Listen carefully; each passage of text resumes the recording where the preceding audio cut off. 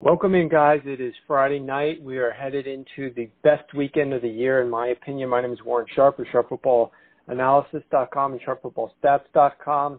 And I'm joined, as I always am, on the Sharp Football Analysis podcast by Evan Silva of RotoWorld.com. To me, this is the best weekend of NFL football that we have in the entire calendar. We have all four teams who were good enough during the regular season to earn a bye in the first round of the playoffs. They re-enter the field. They get joined this week by the four teams that were, in many ways, lucky enough, fortunate enough to be in the playoffs and also to be victors in the wild card round. And I always look forward to this weekend more than any other. Evan, happy to be able to record another podcast with you. What do you think about this weekend slate in general, and how excited are you for these games?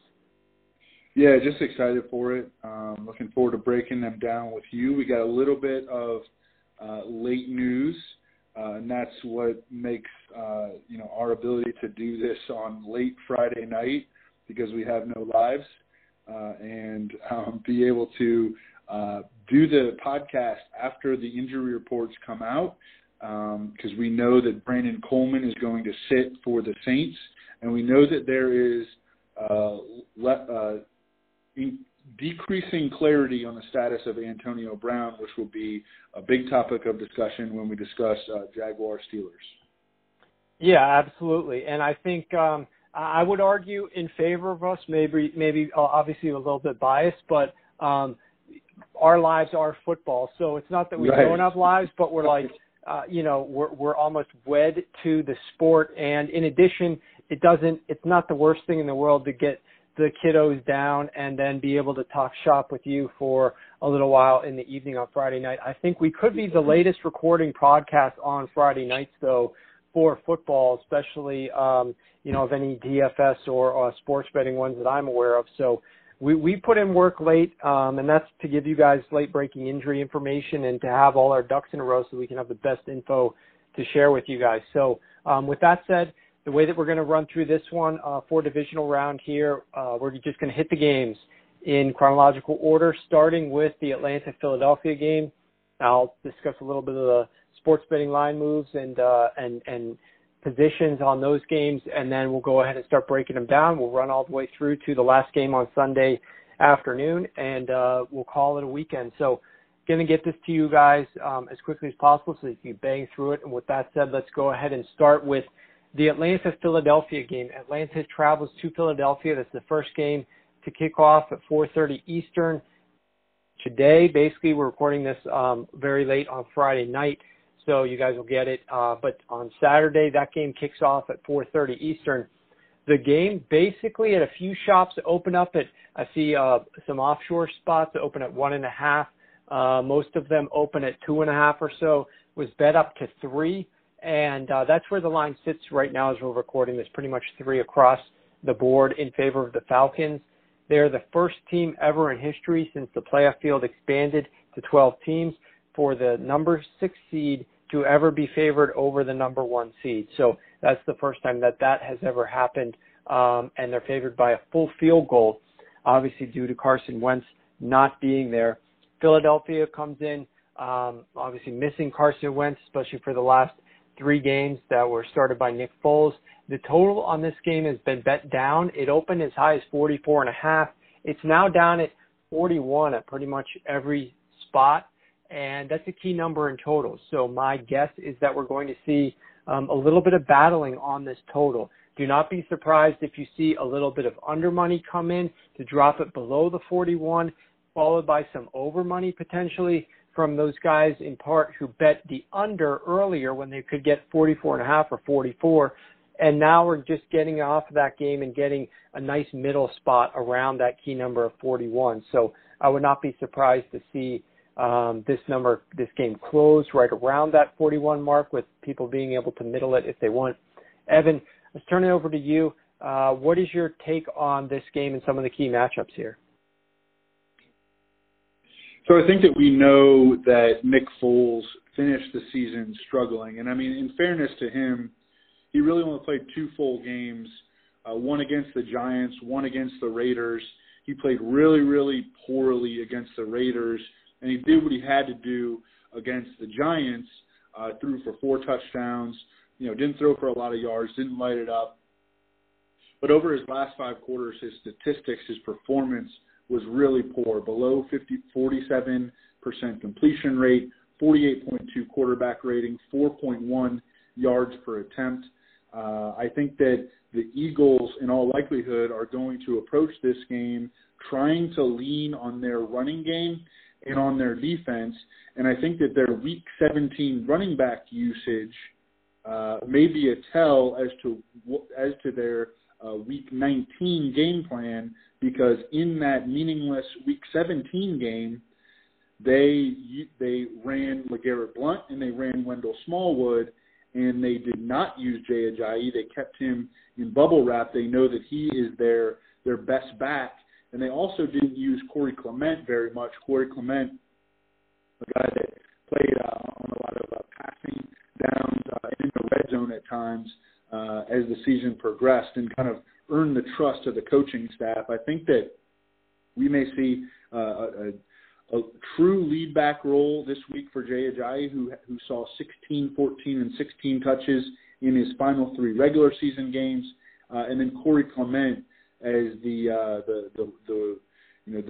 change of pace or situational back, who's just a little better in the passing game than Jay Ajayi is. I think that the Eagles have good matchups in the passing game. It's just, the big obstacle will be, can Nick Foles get them the ball? So far in the season, Nick Foles has targeted Zach Ertz the most, 26 times. He's targeted Nelson Aguilar the second most at 22 times. Nelson Aguilar runs 86% of his routes inside. We talked last week about how Cooper Kupp had a good matchup in the slot against the Falcons. Brian Poole has struggled there, the Falcons slot corner. He's allowed a 111.4 passer rating on slot targets, 4th highest among 28 qualified slot defenders at Pro Football Focus. And Cooper Kupp had 8 for 69 and a touchdown against the Falcons last week. Nelson Aguilar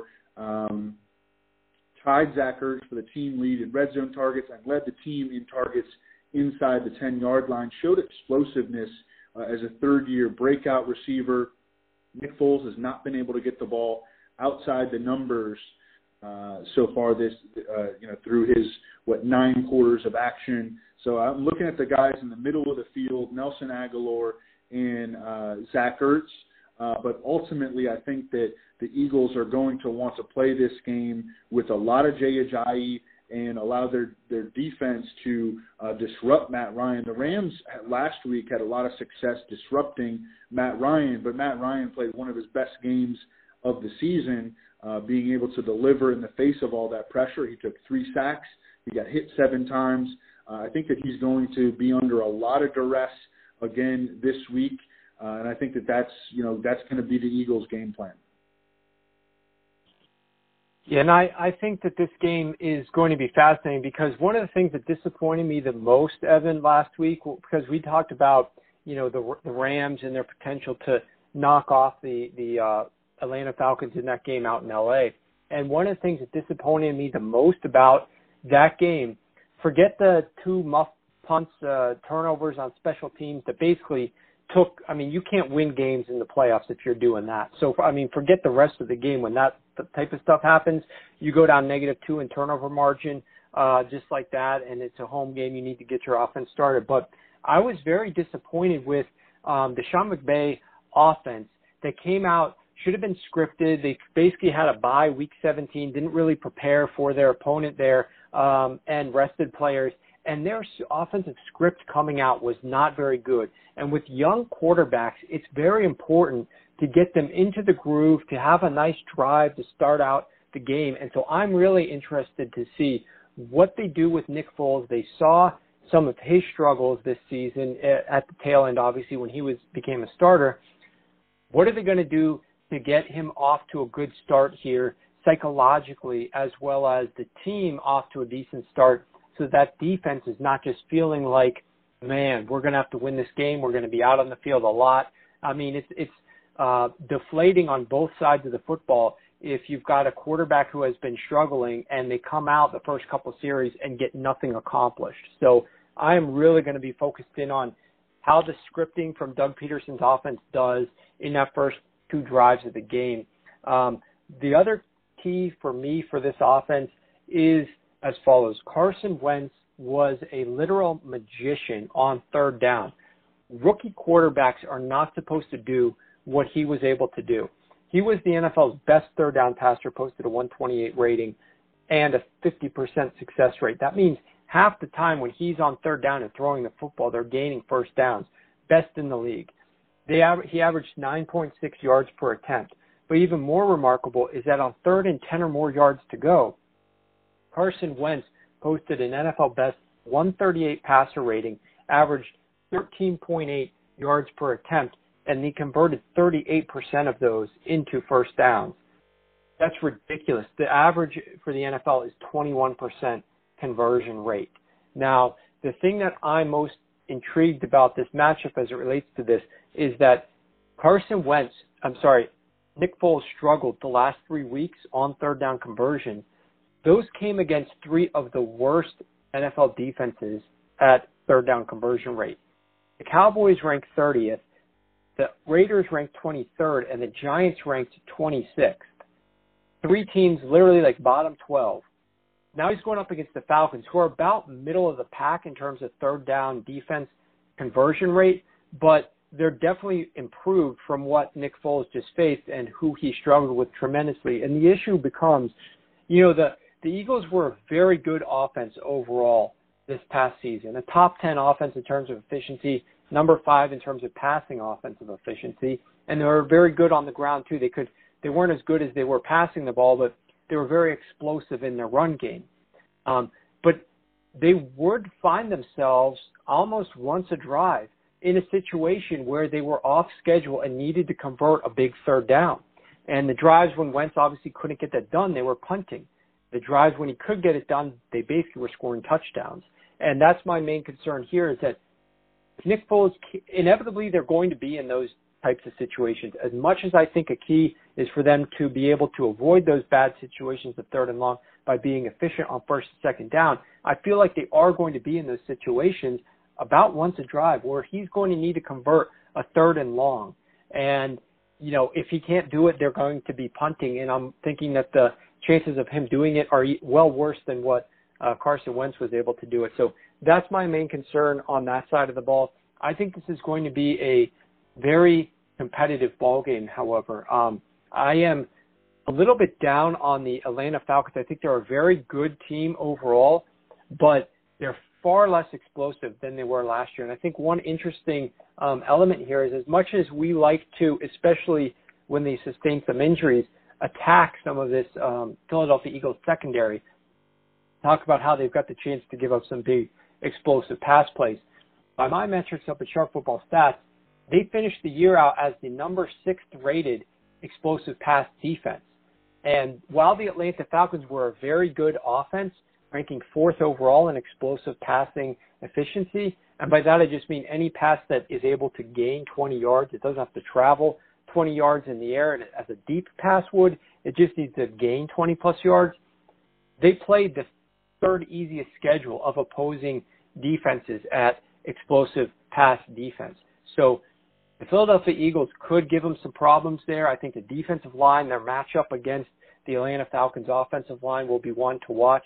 But I think this game's fascinating. I think they hung the spread at 3 in anticipation. The public was going to be backing the Atlanta Falcons. They're seeing just that. The public is backing the Falcons here at 3. This is definitely, your classic sharp versus square type of game because nobody that I'm aware of on the betting market that knows anything or is powerful enough to move lines, influential enough, is laying the Atlanta Falcons -3. They may have laid at a soft 1.5 earlier in the week, but they knew that they could get off and get Philly +3. So I'd be surprised if you see this thing do anything more than drop down to 2.5. But we shall see how that goes. Any other thoughts on this game, Evan, before we jump to the next? I think that for the Falcons, is still going to come down to their ability to execute explosive plays. And I think that the likeliest beneficiary of that would be Julio Jones. Julio Jones has really good matchups in the passing game here. I mean, the Eagles in their final 4 non-Week 17 games, they allowed 7 touchdown catches to opposing wide receivers. 5 of those were allowed by Jalen Mills, who plays on the outside. Julio Jones runs 76% of his routes on the outside. And then the other corner, Ronald Darby, who's much better than Jalen Mills, he gave up a 57-yard touchdown to Tavares King in Week 15. That Week 15 game that the Eagles played against the Giants, it's still, and I was watching that game live, I could not believe that the Eagles were playing that poor defensively against such a bad offense. And that still stands out to me, like, what the heck, is that a sign of things to potentially to come? But I think that it's going to come down to individual explosive plays for the Falcons and whether they're able to execute them. And I think that because I don't think that they're going to be able to generate sustaining offense in this game with their running game or with their passing game. They're going to need to win their individual matchups. I think it really is a very good matchup. I love the way that the week sets up because I think my favorite 2 matchups, and I mean I like all of them, but my favorite 2 matchups, and I think that maybe the 2 least predictable games, we start with one, the Falcons against the Eagles, and then we finish with one, Saints against the Vikings. Yeah, I agree. I've got some strong takes on that Vikings game, but this game I am far less convicted, I guess you could say. I think it's going to be a great game, and I wouldn't be surprised, at any outcome here in terms of the side or the total, because I just think that there's a lot depends upon how well Nick Foles comes out the gate, and then how Peterson changes his strategy based upon that. Because I think that's one of the things with all these young quarterbacks that are playing. Every coach is going to hope that they come out and play well. They've got their scripted plays. They're going to try to run them. They're going to try to see what this quarterback is doing and where he is mentally, physically against their opponent. But then they're going to make adjustments off of that. And if you see like Nick Foles struggling completely, then there's going to be some changes in the strategy that Philadelphia employs the rest of the game. If Nick Foles comes out and plays great, then, they'll open up a different type of game plan. So there's just different ways that these games can go, and a lot of that will be right at the start of the game. After the first drive or 2, we could see from that point onward different game plans. So I think it's going to be fascinating. The next game I think is could potentially be a little bit better than what the point spread indicates. Yep. And that's just because I think there's compelling edges for both offenses in this game, but we'll break it down in a minute here. Let's talk about the spread right now. New England opened this game laying between 13 and 14. It depends what sportsbook you're looking at, but a lot of them had 14. That has now dropped down to about 13.5. There are a few 13s, but most spots do have 13.5 out there. The total opened at 47 and has been bet up to 48 basically across the board. So you're looking at 13.5 right now. New England's favored at home against the Titans, who pulled off the outright victory over the Kansas City Chiefs. I don't think it's a stretch to say that if Travis Kelce doesn't go down in that game, that Tennessee is not moving on. They were down, 21-3 at the time, and Kelce goes out. Well, actually, it was 14-3, but they were driving. They scored a touchdown to close out the second quarter into halftime with a 21-3 lead.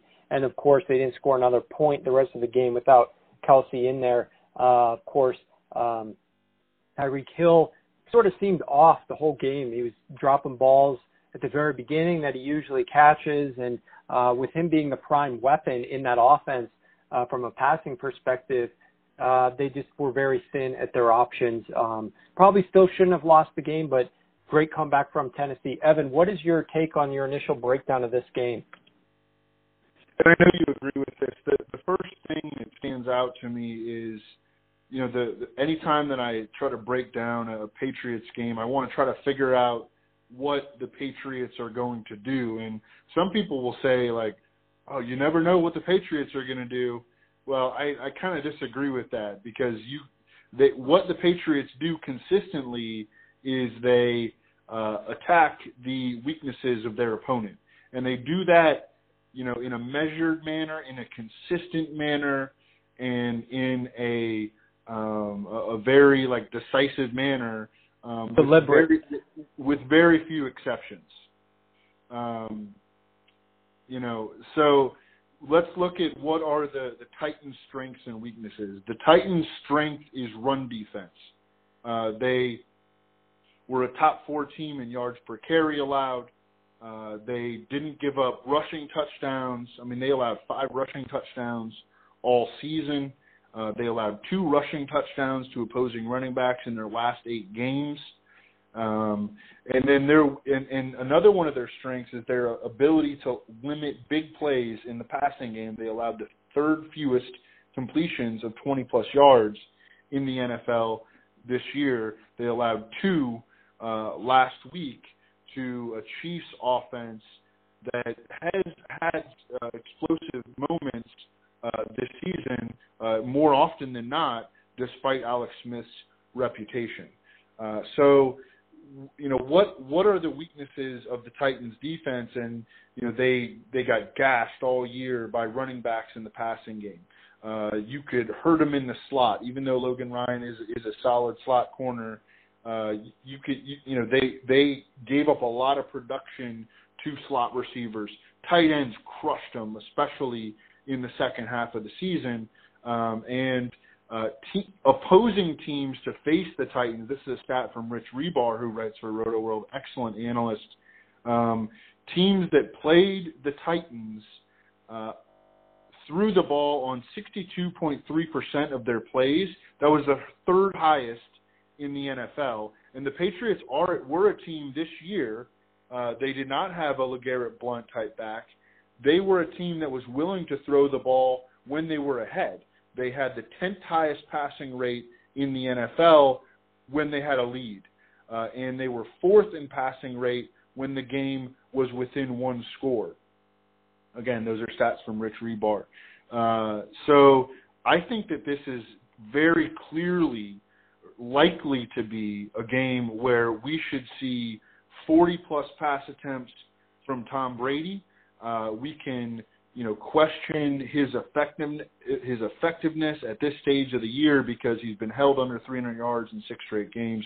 I think he had a 6-to-5 touchdown to interception ratio over the last 5 games. He didn't play well in December, so we can question his effectiveness.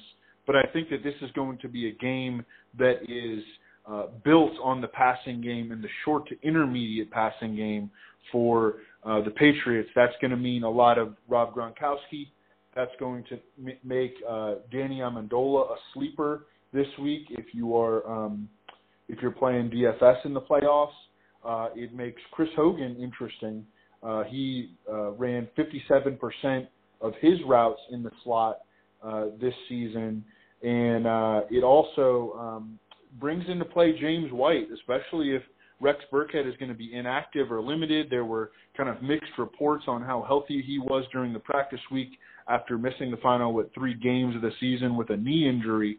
And then Dion Lewis stepped up in the passing game all around. But in addition to in the passing game, he had 5 and 7 targets in the Patriots' final 2 games, ran 20 and 21 routes. Those were both season highs for Dion Lewis. Yeah, and I echo your sentiments 100%. I actually tweeted this out because I factored this in a lot into one of the articles I wrote for my 2017 football preview. And it was something as I was writing that preview, and I'm going to be coming out with the 2018 preview in the summer, that I really got fascinated with tactics and strategies employed by offenses and what they should or should not do. And the Art of War obviously lays a lot of these things out in such a manner that really translates to the NFL. I mean, a lot of people don't like comparing war to football, and of course they're not the same. I'm not even trying to insinuate that they are, but tactics about weaknesses and strengths do correlate well. And obviously the Art of War talks a lot about to attack the weaknesses. Don't go in with the same game plan, but change your strategy based upon an infinite variety of circumstances and, change and adjust in relationship to the foe that you are facing. And I know Bill Belichick, actually, it came back after I was like, I know Belichick has to read this book because like so much of what he does with his team seems to be driven by a lot of the strategies in this book. And then I come to find out that like he's quoting it in an interview like years and years ago. Like he's read it, digested it, and likes the book as well. So at any rate, Art of War, fascinating read if anybody hasn't read it before. But as you mentioned, I think there's the obvious strength of the Patriots passing offense. They're playing the Titans. They're trending to the number 29 rated pass defense. And this Titans pass defense has faced the fourth easiest schedule of passing offenses so far this year. And if you break down a little bit who they played, I'll just digress into their schedule a little bit to their pass defenses that they have faced. You find basically trash from week 4 to 14 with one exception, and that's the Pittsburgh Steelers. In between there, it's teams that are rated bottom 12 in the league in terms of passing offensive efficiency, just lots of bad passing offenses. They allowed 40 points to the Pittsburgh Steelers in that game that they played that was in the mix. They did allow 57 points week 4 to Deshaun Watson. Obviously, he went out shortly after that, and the Houston Texans passing offense totally tailed off. But after that point in time, he comes back. Their schedule does improve a little bit, and they end up playing 3 decent passing offenses in their last 4 games. They gave up 25 points to Jimmy Garoppolo, which was only 25 because they went 1 of 4 in the red zone, but they made 4 red zone trips. Garoppolo, a 107 passer rating, 57% success rate, 9 yards per pass attempt. The next week they played what I'll call road Jared Goff. I call him road Jared Goff because he's better at home. His numbers were slightly better at home, but on the road in this game, 4 passing touchdowns, no interceptions, a 114 passer rating. And then in that first half against the Chiefs last week when Alex Smith still had Travis Kelce, a 138 passer rating, 10 yards per attempt, 2 touchdowns, no interceptions, and a 56% success rate. And New England Patriots passing offense is better than all of those teams, better than the Steelers in terms of passing efficiency. So there's no question that the Patriots should have a lot of success passing the ball. On the flip side, I do want to mention an edge that I see too, because you already hit the running back edge for the Patriots out of the backfield. The Tennessee Titans actually have the number 8th ranked rushing offense. They've been better, though, of late with Derrick Henry without having to mix and match both the running backs playing a slightly injured DeMarco Murray. I mean, Evan, you and I discussed that earlier in the year. Just so frustrating watching, the head coach trying to keep playing DeMarco Murray, even though he's clearly injured and needs some rest, and just puts him in there. The entire rushing offense loses all its value from a fantasy perspective. But the New England Patriots ranks 30th in run defense on the year, despite playing the 3rd easiest schedule of run offenses this year. And I do think that there are some edges for the Patriots. They've played just 4 games this season where they played teams who were top 15 rushing offense, the Chiefs, the Saints, the Panthers, and the Pittsburgh Steelers. All those teams were able to put up points. Now, basically, they got better passing offenses, slightly more diverse than the Tennessee Titans, with the exception, I guess, of Carolina. But all those teams were able to score points. All those games sailed over the total. I just think that there's some edges here, but you're going to have to get 2 things. Number 1, you're going to have to get pressure on Tom Brady for the Titans to really stand a chance in this game because we already talked about how bad their pass defense is. They got to get pressure. Number 2, you've got to get more out of Tyrod Taylor. You got to get more out of Marcus Mariota running the football on 3rd downs. They've got to get him out of the pocket. And if Bill Belichick tries to do the mush rush to keep him in the pocket, contain him in his lanes, not let him escape, that really is going to cut one of the legs off of this offense because they are at their best when they're getting him to run the ball. Evan, Mike Lombardi mentioned 2 great things, 2 insights into the Titans. You could tell that he was either talking to people still at New England about their strategy or just did a lot of extra film study on this game. The first one was how much better Marcus Mariota is passing out of under center rather than in shotgun. Much, much worse out of shotgun. And I tweeted that. Not much we can do about that. But there was an interesting point he made about a tell for the Titans running game, such as where I encourage you guys just listen to Lombardi's podcast. It's a really good one. But wherever the running back lines up, if he's even with the quarterback, they're X percent in terms of they always are going to do this. And if he's behind the quarterback, then they're basically always going to run the football. And that to me seems like a huge edge going in. And he said it wasn't just some of the time, most of the time, it was like all of the time. This is what was happening. How do you take something like that, Evan? And I mean, it's too late really for the Titans to change. This seems like this is what they're going to do. I'm surprised other teams didn't pick up on that earlier I think that would be a huge tell for them. What's your take on information like that? Just interesting, just interesting. I mean, I would like to study it. Not that I'm doubting Mike Lombardi. Obviously, he has, great insight. I would like to study it myself. It's not something that I've noticed just watching the games on Game Pass, but Lombardi, I'm sure talks to a lot of people that are, looking at the all 22 and might pick up on a tell like that and are proactively looking for tells. When I watch games, I don't necessarily look for tells. I just try to, observe what is going on in the games, what caused what, how do certain players look. Just very interesting information, and I too would encourage people to listen to. It's only about a 30-minute listen. Mike Lombardi on the Ringer. It's called GM Street, or I don't know. It's like their Friday breakdown of all four games. It's a quick and very good, insightful listen. I think that the Titans are going to have to run the ball, and the Patriots almost want you to run the ball against them. I mean, they were very giving against running backs all season. They did start to tighten up a little bit late in the year. In their final couple of games, they played pretty stout run defense. And this week they're getting back Alan Branch, who missed the better part of the final month due to an injury. Alan Branch, big nose tackle, 340, 360 pounds. He was a difference maker for them last year when they had a better run defense. But I still think that, with these offenses, what you need to do is accentuate, not just attack the opponent's weaknesses. And I would say that running back defense all around is one of the weaknesses technically for the Patriots, but also to accentuate your strengths. And the Titans don't have a lot of strengths right now as an offense. One of their strengths as an offense, when they can get their running game rolling, of course, is their running game. Patriots over their last 5 games gave up 4.4 yards per carry. That's well below average. Over the course of the season, gave up the 3rd most receiving yards to running backs.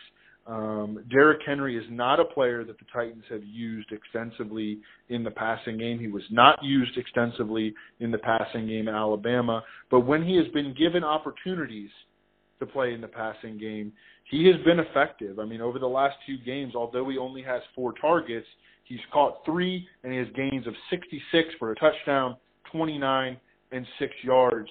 If the Titans go to Foxborough and they're unable to win up front against a Patriots defense that is getting back Alan Branch and is getting back Kyle Van Noy, their weak side linebacker who also missed time late in the season, if they're not able to create movement up front, they're going to have to figure out ways to get the ball to Derrick Henry in space, because he is a running back. I really like Derrick Henry, but he is a running back that does need a little bit of room.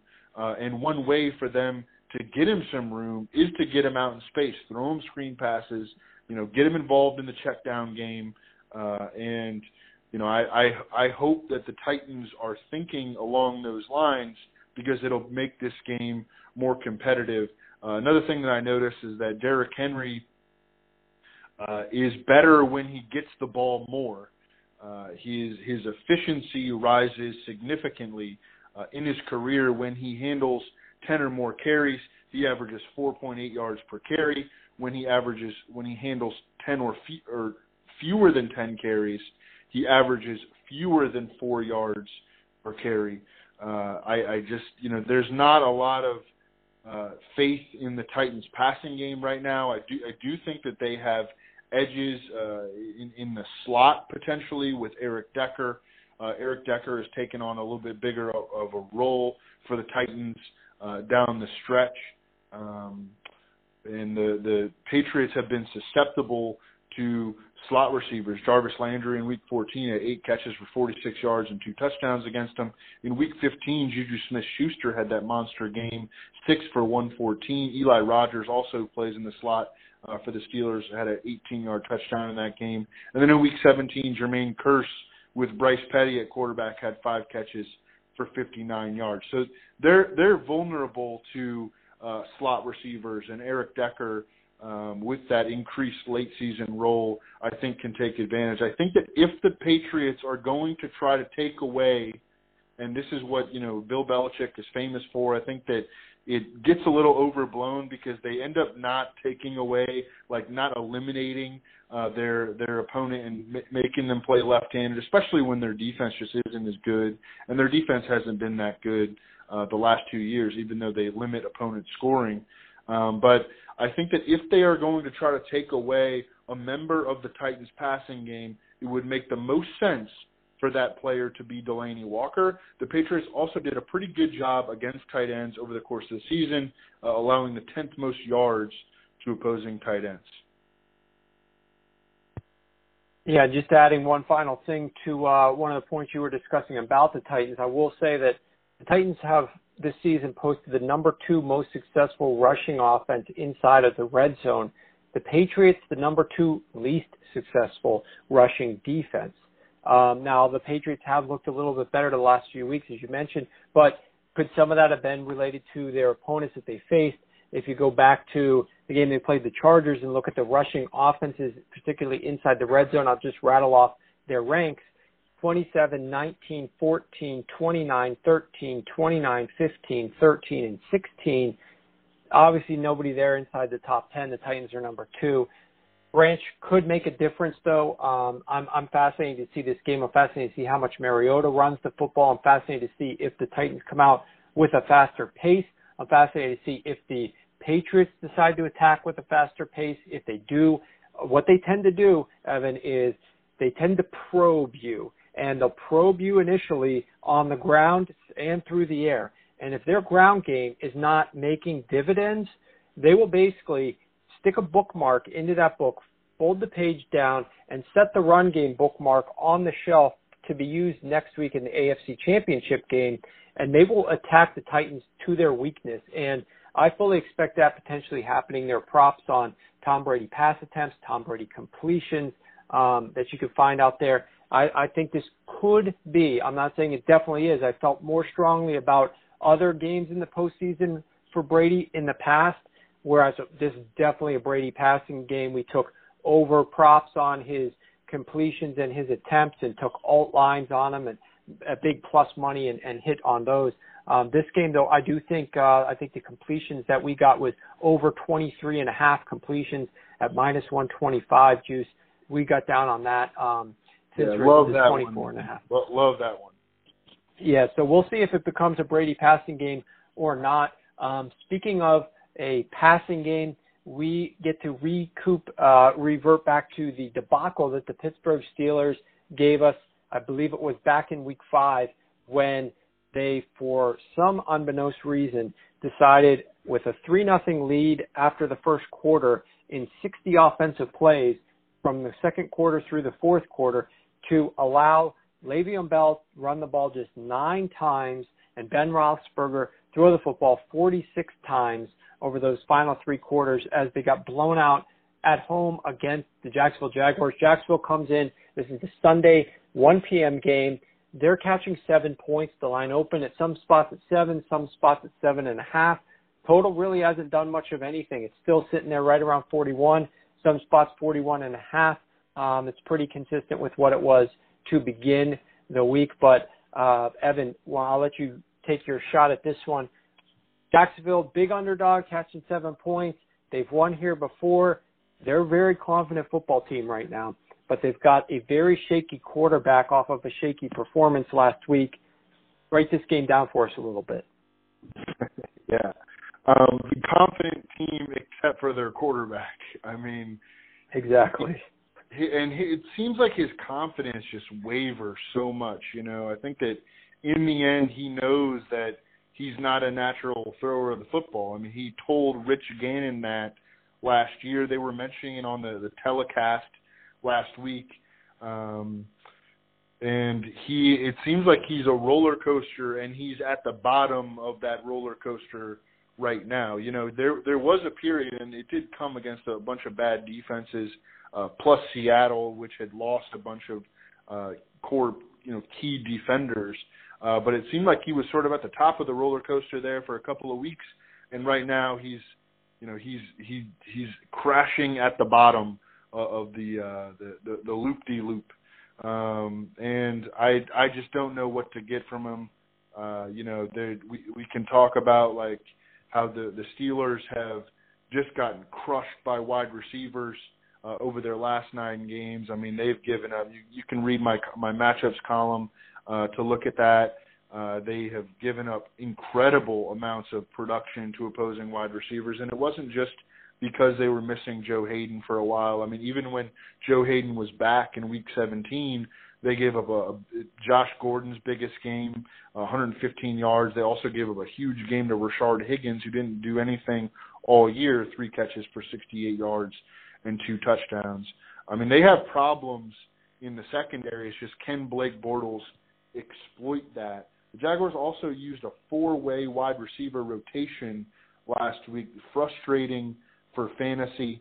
And, you wonder, does that, with Marquise Lee coming back, does that affect the rhythm of the passing game at all? I mean, they just had 4 guys that they were trotting out. Allen Hurns was all slot, but he played the fewest snaps. But they all played between 50 and 60% of the snaps. So we don't even really necessarily know who's going to be out there on a given play. But on the Steelers' offensive side, I mean, this is a game where they can rectify that Week 5 mistake, and particularly with Antonio Brown potentially out, potentially limited, probably just limited. This is a game where the Steelers need to go back to Le'Veon Bell, and it doesn't have to be 30 carries. I mean, in that Week 5 game, it probably should have been 30 carries because the Jags had the worst run defense in the NFL at that time. They've gotten much better since acquiring Marcel Darius from the Bills, and they had one of the better run defenses down the stretch. They did have a couple of games later in the season where they gave up some rushing production. One stood out against the Colts later in the year. But for the most part, in that second half of the season, they had top 5 run defense.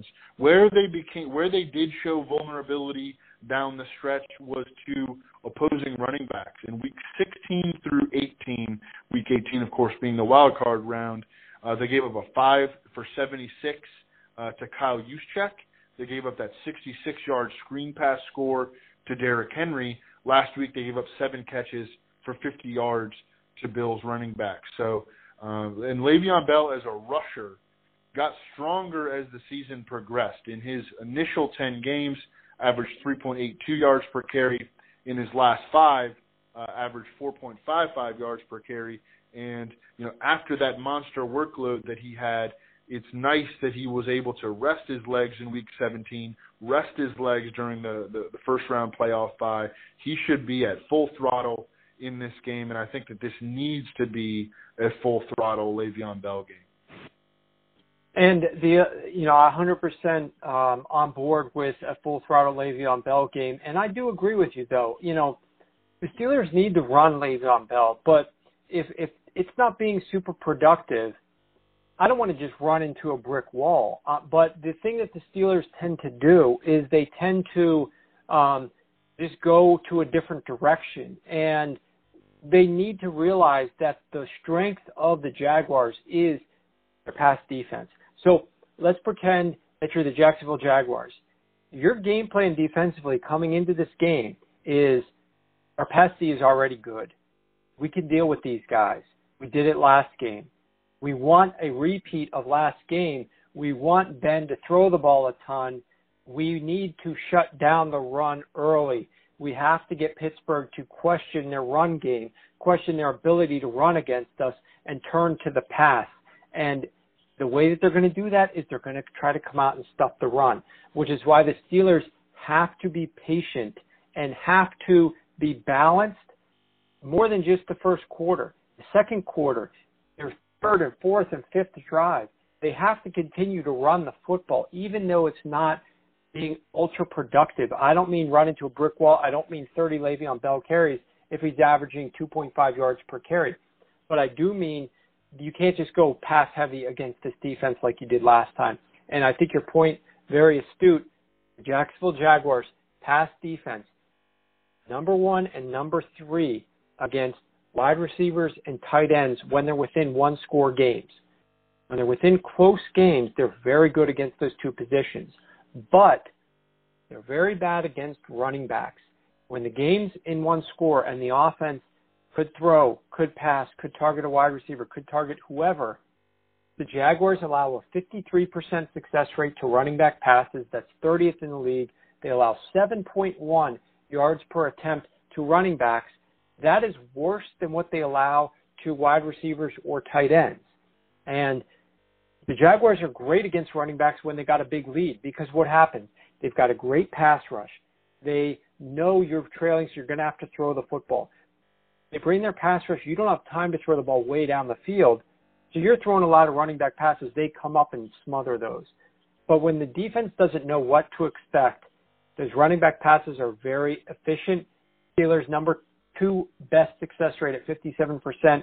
In running back passes when the game is within one score. It's actually more successful for the Steelers to target their running backs than targeting their wide receivers at 55%. And their wide receivers, they've got a great wide receiver core, as we know.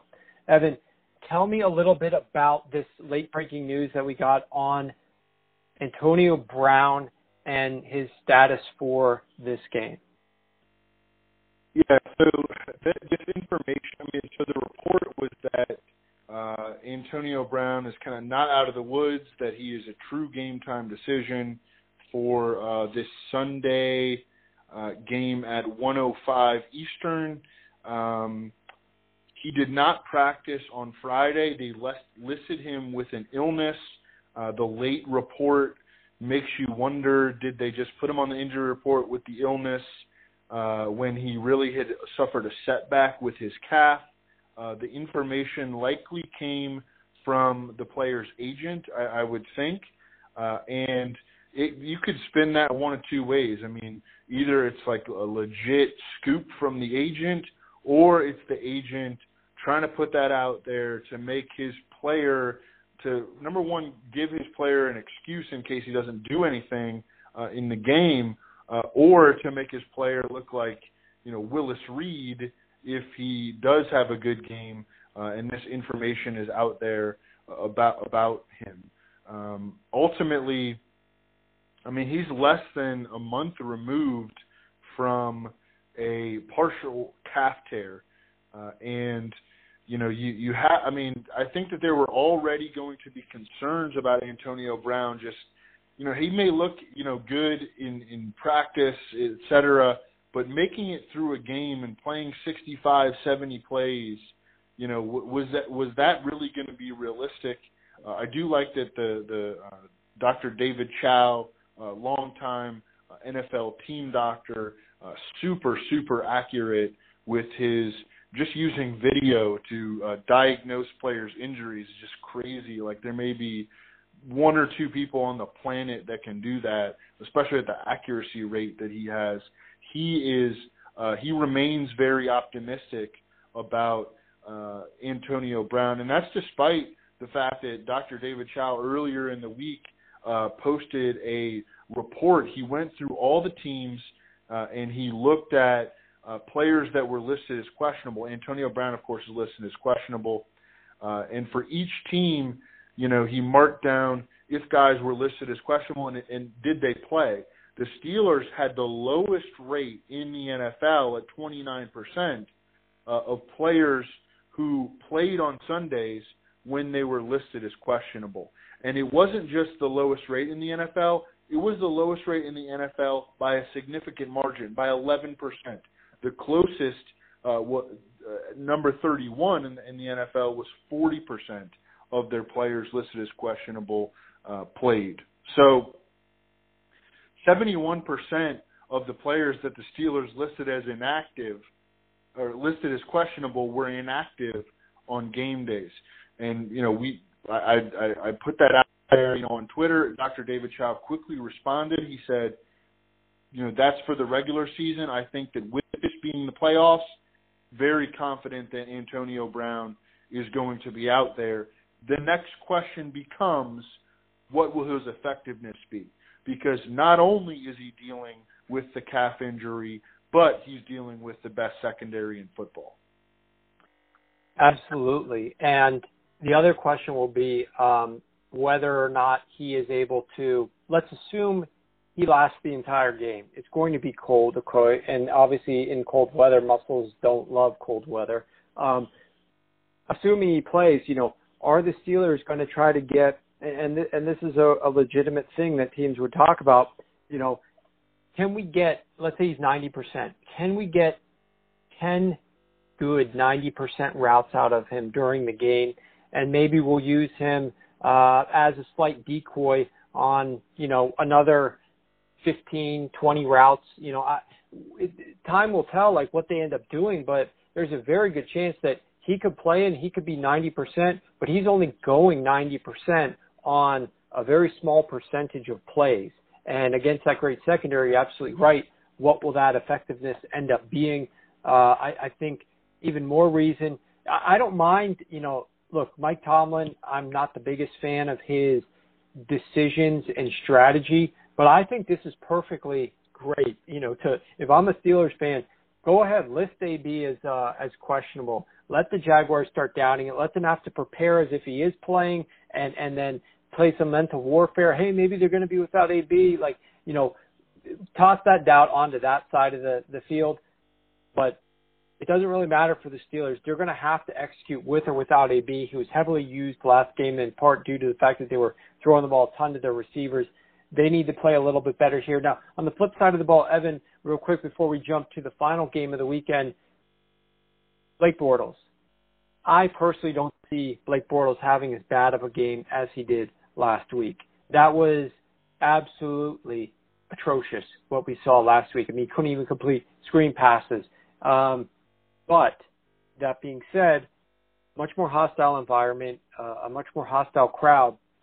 I think Blake Bortles, personally, is better than what some people are thinking about him after watching that last game. And I think if you're Jaguars, you've got to be employing sports psychologists or something to come in. Look, Blake Bortles, he's not the best quarterback in the NFL, but he's played some pretty darn good games this season. That 30-point game that he helped put up against the Seahawks was a very good game. He passed the ball extremely well in some pass-heavy game plans against the Indianapolis Colts. Obviously, that's not the Pittsburgh Steelers, but there have been games where Blake Bortles has come out and thrown the ball very well this season. They've got to get the bad taste out of his mouth from this past week and focus on that. The Steelers are going to try to make them throw the football. The Steelers are going to try to stop Leonard Fournette, and Fournette hasn't been quite as good as he was earlier in the season running the football. The Steelers, however, are a little bit better against the pass than they are against the run, although they've been trending a little bit worse, and they've been pretty bad in allowing explosive pass plays. This team, ever since they lost Ryan Shazier, their defense has gotten progressively worse. What is your take overall on Blake Bortles? Because I think we see a better Blake Bortles than we saw last week, and a Blake Bortles who is going to be able to complete some passes against the Steelers, potentially move the football through the air, even if their ground game doesn't have a tremendous success. What do you think? I just don't know. I mean, I would say that it just can't get worse than last week. I mean, I don't know if it's ever happened before that. Well, it probably did, like back in the old days, but has it ever happened in recent memory that a quarterback won a playoff game rushing for more yards than he threw for? That's like shocking just to see in a box score. You mentioned how they did have a good run offensively. I mean, they scored 30 or more points in 4 straight games before playing the Titans in Week 17 and scoring, 10? And then last week facing the Bills and scoring 10.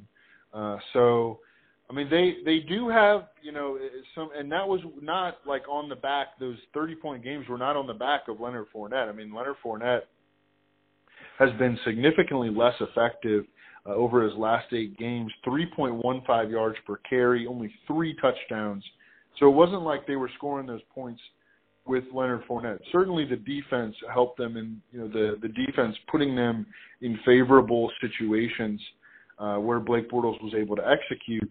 I really don't feel confident saying anything, making any sort of predictions about Blake Bortles' performance in this game, other than I do think that he will throw for more than 87 yards and run for fewer than 88 yards.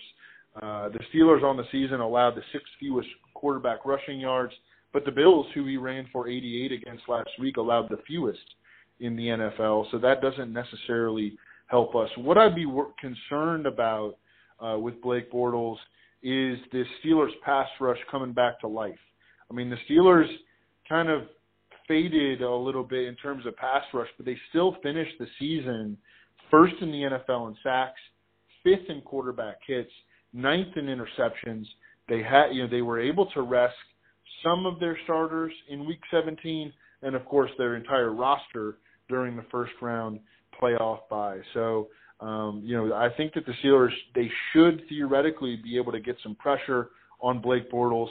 I like the Steelers as a daily fantasy play this week. With that said, I think that this game is going to be closer than people think. I think that the Jaguars are going to cover the spread, and I think it's going to be a close game. Yeah, and I'll just close by saying that if the Steelers do bring that strong pass rush, which you said, I mean, they finished best in the year in the NFL in terms of pass rush efficiency. That explosive pass defense, if they do get some opportunities for Bortles to throw the ball down the field a little bit, or he sidesteps some pressure and is able to be somewhat accurate down the field to hit a receiver, Pittsburgh Steelers on the year 25th in explosive pass defense, and over the last month, dead last in the NFL in terms of the explosive pass defense that they allow to opposing offenses. Those are gains of 20-plus yards as a percentage of total pass attempts. They have ranked the worst team in the league over the last month. So that's definitely something to watch. Let's transition into the last game of the weekend, Evan. This is the one you said you are looking forward to the most potentially, and that is the Saints traveling to the Minnesota Vikings. Right now, the Minnesota Vikings are favored by 5 points. The line opened up as low as 3.5. Many spots offshore, especially opened up at 4. Was bet pretty steadily and progressively up towards that mark that it's at right now at 5 points. The total has seen movement towards the over. It opened at 44 at most spots, was bet up all the way, and there are still very rare, but I am seeing 47 on the screen out in Las Vegas. Most shops offshore are 46.5, although I am also seeing a shop in Vegas that's at 46. Another situation where with large movement on the total, you might see some guys who got over 44 come back later and take under on this game. But we'll remains to see where this game actually closes from a total perspective. Evan, take a look at the Saints. I think they are sort of like a trendy darling team that a lot of the public are kind of infatuated with, because for so long we've seen this team with such a great offense. and we've seen Drew Brees throw for such high numbers, and all the guys playing daily fantasy see him, and they always want him on the team because he's such a great passer and throws the ball, really well. And, I mean, he was down this year in terms of his overall production from a passing perspective, but still a very good year. From a quarterback, I think he broke. Nobody talks about this, just like nobody talks about what Sam Bradford did last year, and which, by the way, I've got to say right now so I don't forget, remind me to talk about Pat Shurmur, because Pat Shurmur deserves a ton of credit, isn't getting nearly what he deserves with this Vikings offense. But Sam Bradford broke the record for accuracy in terms of completion percentage last year. Drew Brees, he broke it from Drew Brees. Drew Brees comes back this year and breaks Sam Bradford's record. So Drew Brees once again holds the record for best completion percentage. But now you take a team that was basically all passing, very little defense, give them a run game, give them a defense, and now everybody is on the bandwagon for the New Orleans Saints. And we're seeing like upwards of 7 out of every 10 tickets that are bet on this game are coming in on the underdog New Orleans Saints. Definitely a very trendy public team this weekend. What's your take on this game?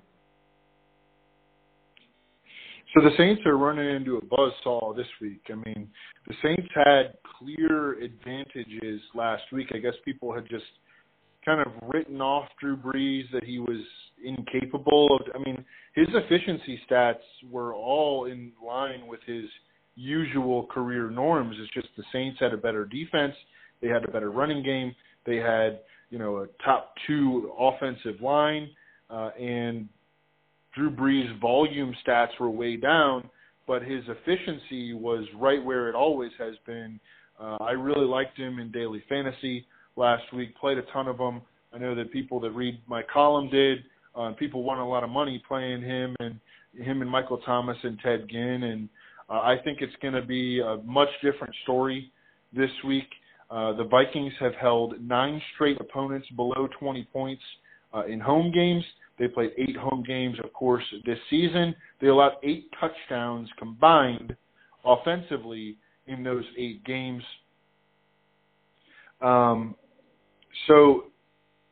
also the Saints this week, they lost Andrews Pete, their left guard, to a fractured fibula. That is a concern. The Vikings allowed the fewest passing scores in the NFL. The Vikings allowed an NFC low 5.5 yards per pass attempt. I mean, that is an anemic statistic, 5.5 yards per pass attempt allowed. Against running back, from an all-purpose standpoint, there was not a better defense to defend against running backs all season than the Vikings. And it's not just, the fact that they held opposing running backs in their final 3 regular season games to 2.76 yards per carry. It was that over the course of the year, they allowed the 3rd fewest receiving yards to running backs. Chris Raybon, who, you do a Roto Grinder show, he's a great analyst, great analyst of the sport.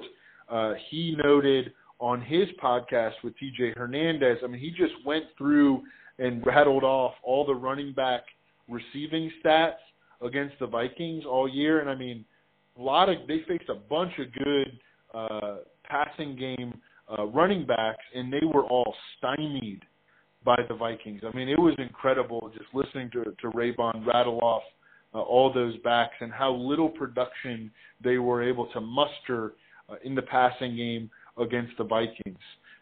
So I think that there are a couple of edges, though. The first one is that we're going to see Ted Ginn running a lot of routes against Trey Waynes. Trey Waynes, he had a solid season this year. He started off really poorly, and he actually wound up giving up the 4th most yards in the NFL. But he finished fast.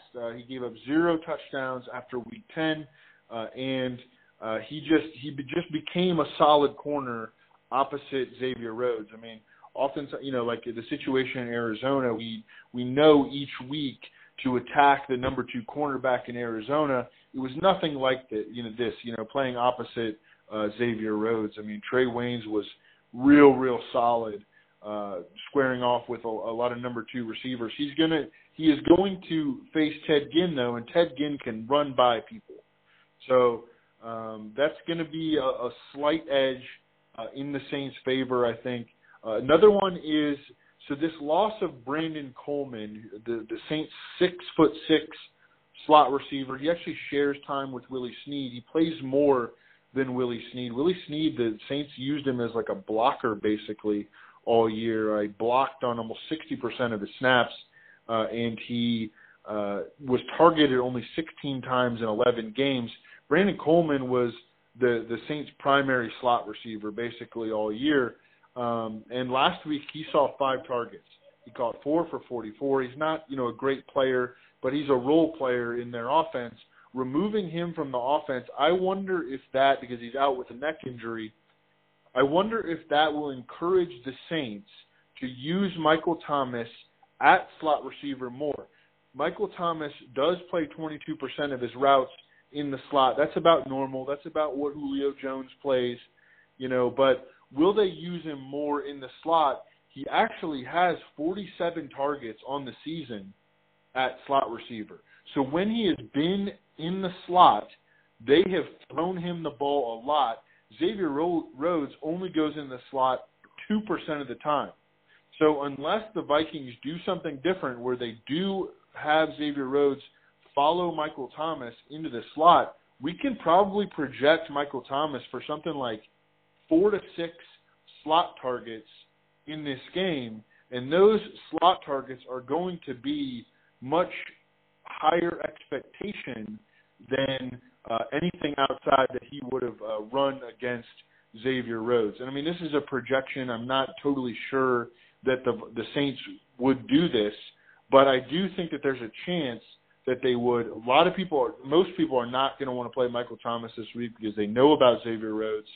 But this Brandon Coleman injury, I think, increases the chances that we get more slot routes and slot targets out of Michael Thomas, and it makes him a very interesting tournament play in daily fantasy. I think that the Vikings are going to win this game, though. I think that they're going to be able to run the ball on the Saints.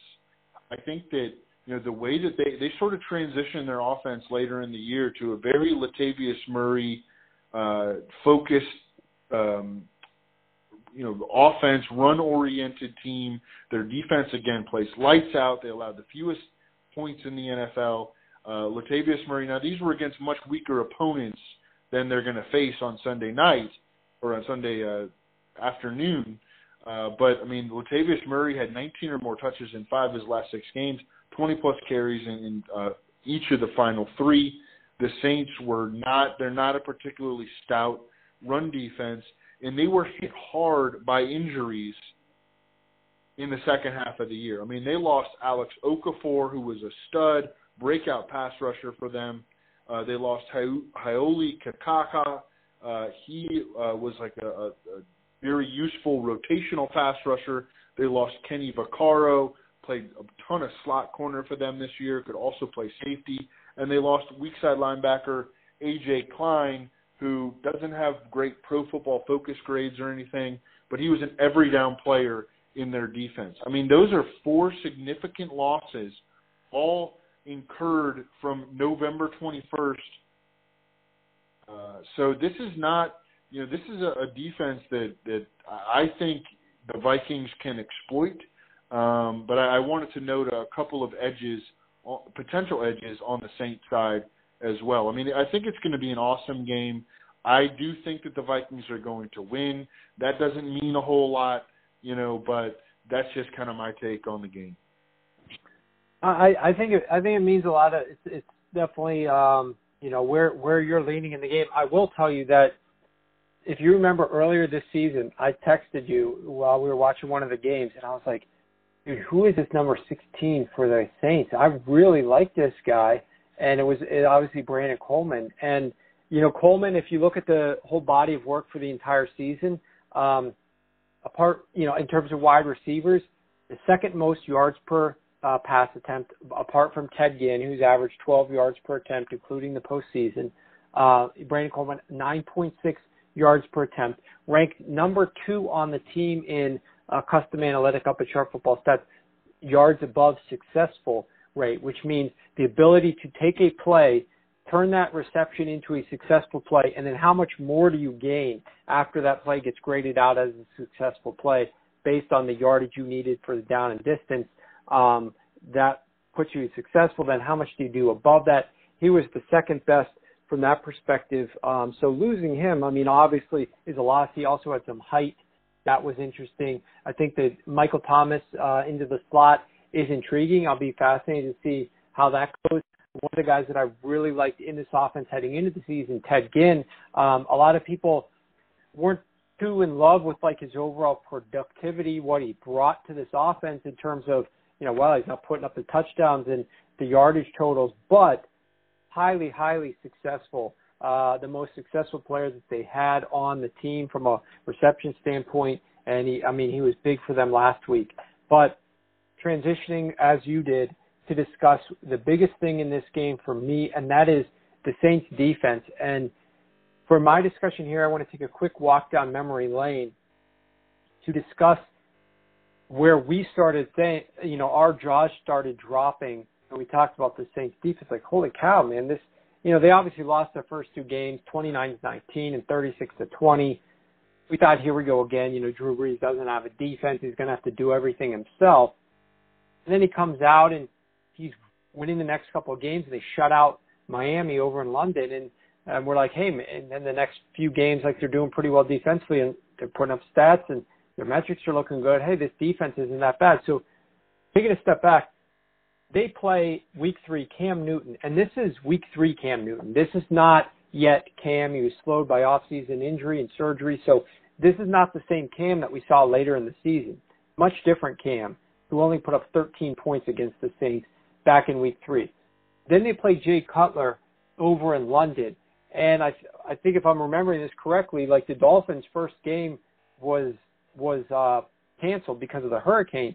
So that was Jay Cutler's third start with the team over in London. To put up no points, looked terrible, obviously.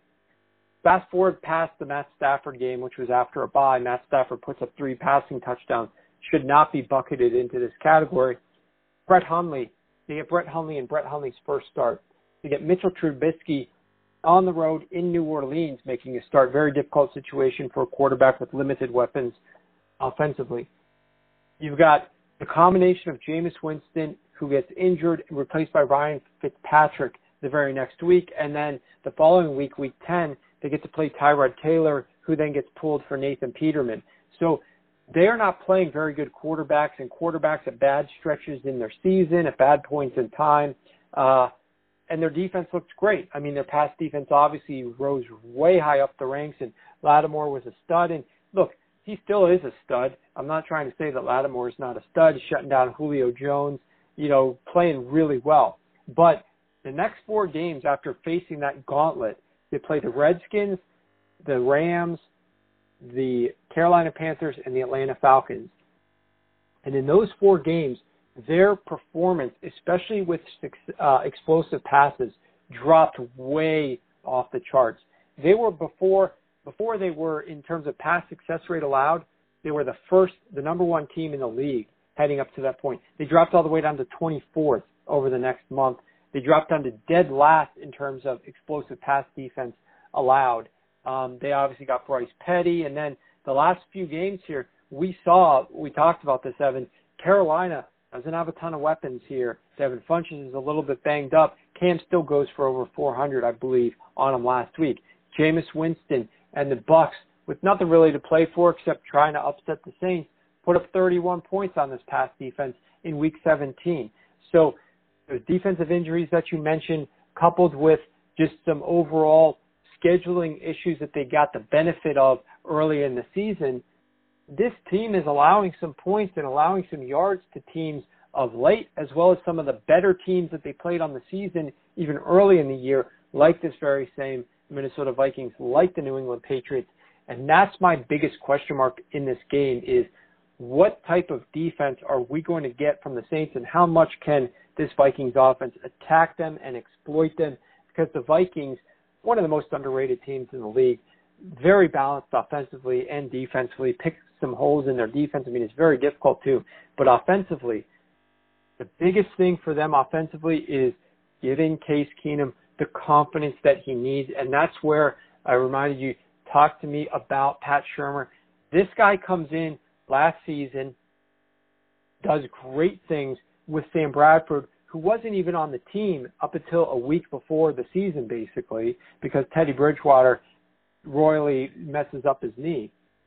This season, they have Sam Bradford starting the year. He plays one game, then he doesn't play again for the season, and he's able to turn Case Keenum, a journeyman quarterback who has played well in certain stretches and certain offenses, into a very good passer with the number 3 most efficient passing offense in the league this year against the number 7 most difficult schedule, the number 1 most difficult schedule of pass rushes.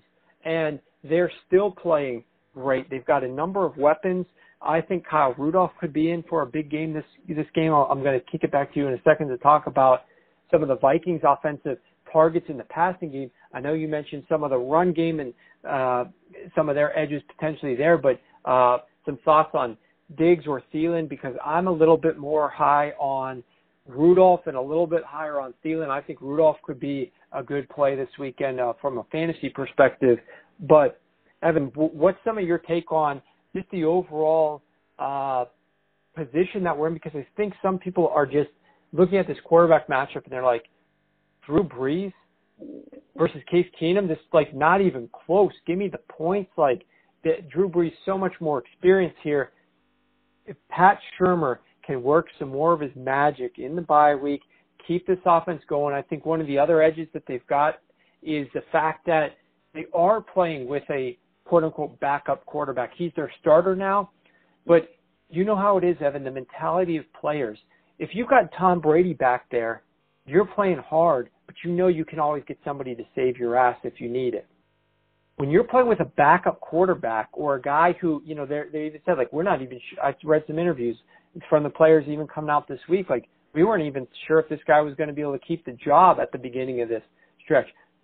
Every single player is stepping up, trying to make plays so that the quarterback doesn't all fall on his shoulders. I think overall, this team elevated their performance in order to get those 13 victories that they might not have done if they didn't have a quarterback like a Case Keenum back there. It's worked.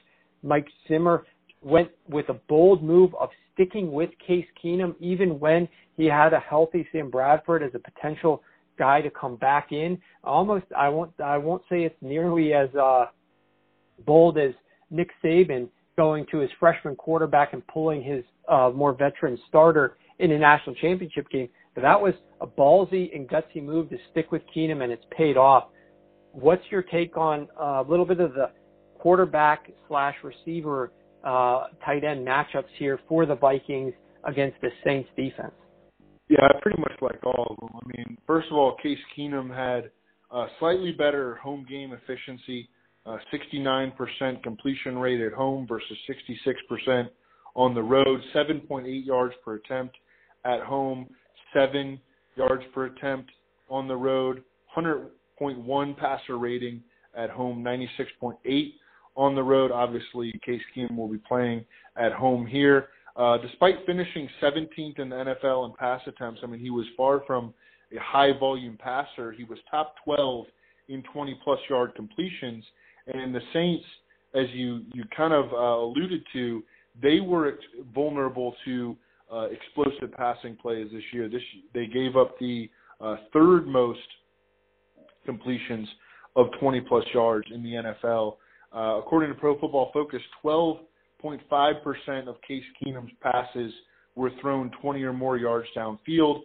That was the NFL's 11th highest rate among 34 qualified quarterbacks. Definitely not a quarterback that is hesitant to pull the trigger. Case Keenum also has a little bit of scrambling ability. He was 15th at his position in rushing yards.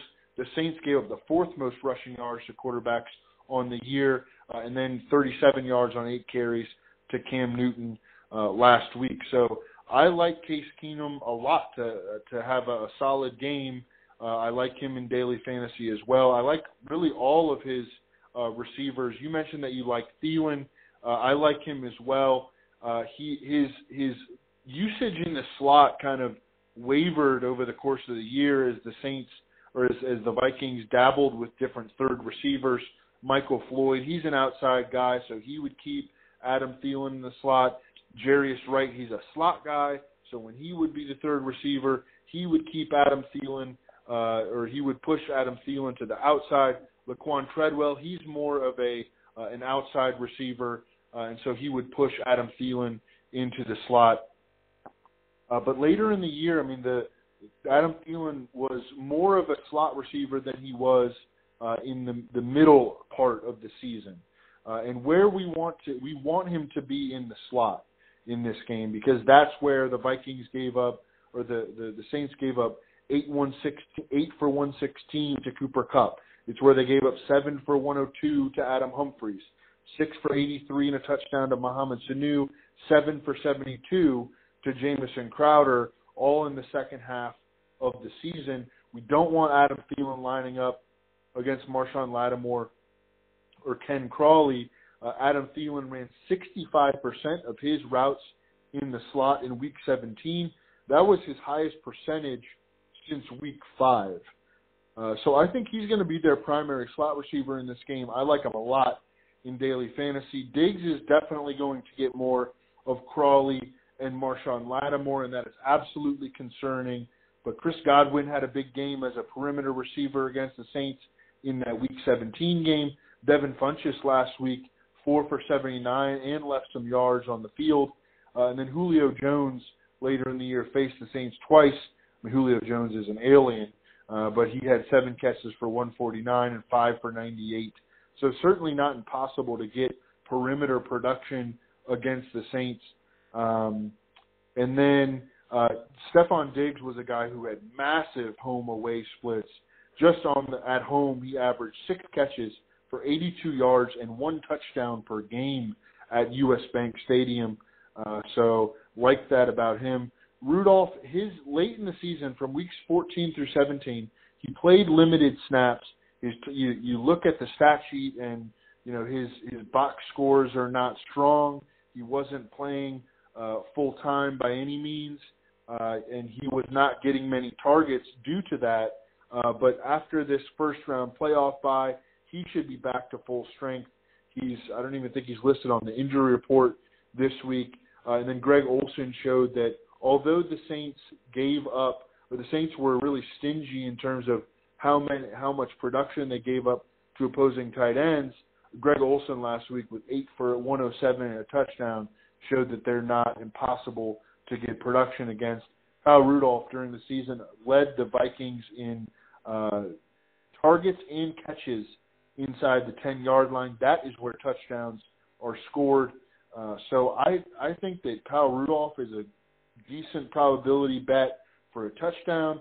I think that Adam Thielen can have a very big game, a high-volume game, and I think that Stephon Diggs is just good enough route runner to win against these Saints corners, and I love how productive he was in home games this season. Yeah, and I was really impressed, surprised, shocked by how good of a game Greg Olsen had last week because of what the Saints typically have done better at and what Greg Olsen looked like the prior couple of games. For him to come back and play that well, I was pretty surprised, and does show a potential weakness there, especially when the Vikings have a much better and more effective run game overall than what Carolina does in terms of their limitations due to player health and offensive line performance and that sort of thing. So that run game sometimes can open up some things to tight ends who come out of out of formation and lined up in line and can do some damage there on play action. So that should be definitely something interesting to look at. Evan, I think you knocked this one out of the park. You guys need to follow Evan if you're not already on Twitter at Evan Silva. His matchups article up on Roto World, tremendous read every single week, came out, I think, again on late Wednesday night this week, like it did last week. So Evan's churning through those matchup articles pretty quickly. Regularly, they come out on Thursday. So make sure you're following Evan Silva on Twitter and at Roto World. You can check me out on Twitter at SharpFootball. You can follow me at SharpFootballAnalysis.com and SharpFootballStats.com. And, of course, I want to tell everybody, after this weekend's games, there's only 3 more games left, and they're spaced out pretty far apart, that Evan and myself, like, we crank year-round on the NFL. So don't think that, like, oh, well, the season's over, nothing, you know, what are we going to talk about for the next 8 months? Like, get that out of your brain right now, because we immediately start talking about free agency, draft prospects. I mean, Evan kills it in those categories. I start working on my 2018 football preview. I mean, Evan, you can tell the people, I mean, this job does not stop. It might take a breath after the Super Bowl, but it keeps cranking, doesn't it? Yeah, absolutely. And I mean, I'm already starting to transition into that already.